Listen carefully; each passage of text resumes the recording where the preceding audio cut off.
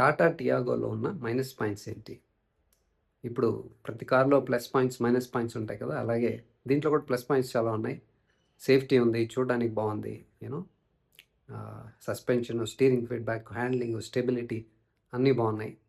So, multiple engine options కూడా ఉన్నాయి. Petrol, CNG, పెట్రోల్‌లో automatic ఉంది. సీఎన్‌జీలో కూడా ఆటోమేటిక్ ఉంది. అన్నీ బావున్నాయి.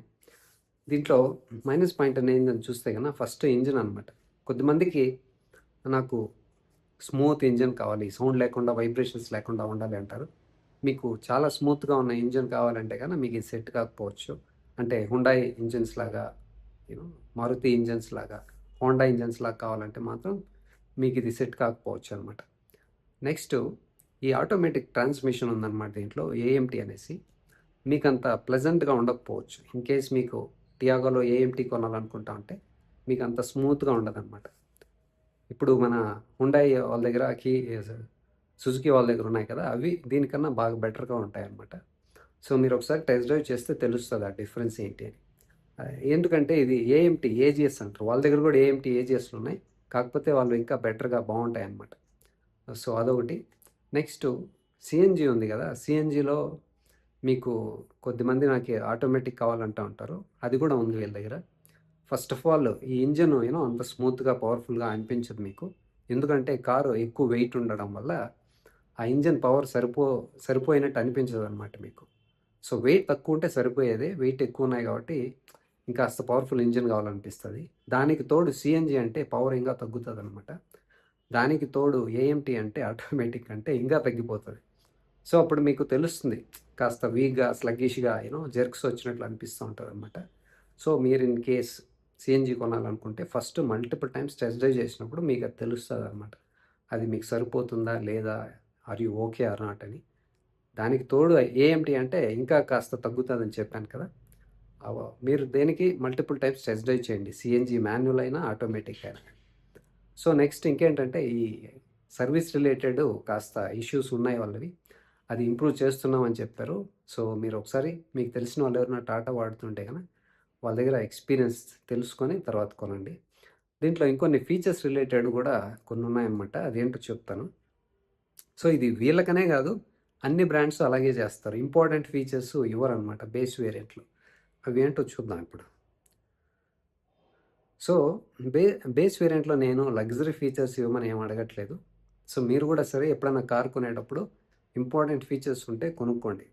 ఇంపార్టెంట్ ఫీచర్స్ ఏంటంటే 6 ఎయిర్ బ్యాగ్స్ స్టాండర్డ్‌గా ఉండాలి. ఇప్పుడు వీళ్ళు 2 ఇస్తున్నారనమాట. నెక్స్టు సీట్ హైట్ అడ్జస్ట్‌మెంట్ ఉంది గదా! అది ఫస్ట్ వేరియంట్‌లో లేదు. అది అన్నింట్లో ఇవ్వాలి. Next rear defogger, washer and wiper ఉన్నాయి గదా! అవి స్టాండర్డ్ జేసేయాలి. అది గూడా వీళ్ళు ఫస్ట్ కపుల్ ఆఫ్ వేరియంట్స్‌లో ఇవ్వట్లేదనమాట. సో, ఒక్కొక్క దాంట్లో ఒక్కోటి ఇస్తున్నారనమాట వీళ్ళు. సో, ఇదేదో పంచారనమాట. ఈ వేరియంట్‌లో ఇది, ఈ వేరియంట్‌లో ఇది, ఈ వేరియంట్‌లో ఇది. మీకన్నీ గావాలంటే టాప్ వేరియంట్ తీసుకోండి అన్నట్లుందనమాట. గవర్నమెంట్ వాళ్ళు గూడా దీన్ని చూడాలనమాట. ఇంపార్టెంట్ ఫీచర్స్ అన్నా అన్నింట్లో పెట్టండి అని వాళ్ళు చెప్పండి కాస్త. లేకపోతే వీళ్ళేదో పిల్లోళ్ళకి చాక్లెట్ పంచినట్టు పంచుతున్నారనమాట. ఈ ఈ వేరియంట్ తీసుకుంటే ఇక్కడ ఒకటొస్తది. నెక్స్ట్ వేరియంట్ తీసుకుంటే ఒకటి ఫీచర్ యాడ్ చేస్తాం. అలా ఉంది వీళ్ళు చెప్పడం. So, this is not at all good. మీరు లగ్జరీ ఫీచర్స్ అన్నింట్లో ఎక్కడైనా టాప్ వేరియంట్‌లో పెట్టండి. దానికేముంది? పర్లేదు గదా! ఇప్పుడు చూసామంటే ఫస్ట్ వేరియంట్‌లో సీట్ హైట్ అడ్జస్ట్‌మెంట్ రాదు. టీపీఎంఎస్ రాదు. రియర్ డీఫాగర్ రాదు. రియర్ వాషర్ వైపర్ రాదు. ఇవన్నీ ఇంపార్టెంట్ ఫీచర్స్ కదా! ఇవన్నీ స్టాండర్డ్ చేసేయండి. ఇప్పుడు మీకు సీట్ హైట్ అడ్జస్ట్‌మెంట్ కావాలంటే సెకండ్ వేరియంట్‌కెళ్ళాలనమాట. ఫస్ట్ వేరియంట్‌లో లేదిది. Next okay. ఇక్కడ ఒకటిచ్చారు సెకండ్ వేరియంట్‌లో. మూడో వేరియంట్‌లో ఏమిచ్చారంటే రియర్ పార్కింగ్ కెమెరా మూడో వేరియంట్‌లో ఉంది. Okay. Next hill hold control మూడో వేరియంట్‌లో ఉంది. రియర్ డీఫాగరు మూడో వేరియంట్‌లో ఉందనమాట ఎక్స్‌టీలో. నెక్స్ట్ ఇంకొకటి ఎక్స్‌జెడ్‌లోకెళ్తే దీంట్లో ఏమి నాకేం కనిపించట్లేదు. రెయిన్ సెన్సింగ్ వైపర్స్ ఒకటున్నాయి దీంట్లో. ఓకే. మనకది కూడా అడగట్లేదులెండి. నెక్స్ట్ ఎగ్జిట్ ప్లస్‌కెళ్తే ఫాగ్ ల్యాంప్స్ వస్తున్నాయి అక్కడ. ఓకే. అది ఎక్స్‌ట్రా అయినా ఫిట్‌మెంట్ చేసుకోవచ్చులెండి. రియర్ వాషర్ వైపరు టాప్ వేరియంట్‌లో ఇస్తున్నారనమాట. ఓకేనా? టీపీఎంఎస్ లాస్ట్ వేరియంట్‌లో ఎగ్జిట్ ప్లస్‌లో ఉందనమాట. సో, ఇది ఏంటో నాకు అర్థం కావట్లేదు. ఇవి లగ్జరీనా ఇవన్నీ? టీపీఎంఎస్ లగ్జరీ కాదు కదా! రియర్ వాషర్ వైపర్ లగ్జరీనా, రియర్ డీఫాగర్ లగ్జరీనా, సీట్ హైట్ అడ్జస్ట్మెంట్ లగ్జరీనా అది. సో మిగతా అన్నీ ఉన్నాయి కదా, rain sensing wiper, you know auto fold ORVM, music system, you know cruise control అంట, అవన్నీ మీరు టాప్ వేరియంట్లో పెట్టుకోండి. ఇంపార్టెంట్ ఫీచర్స్ అన్న ఫస్ట్ వేరియంట్ నుంచి ఇవ్వచ్చు కదా.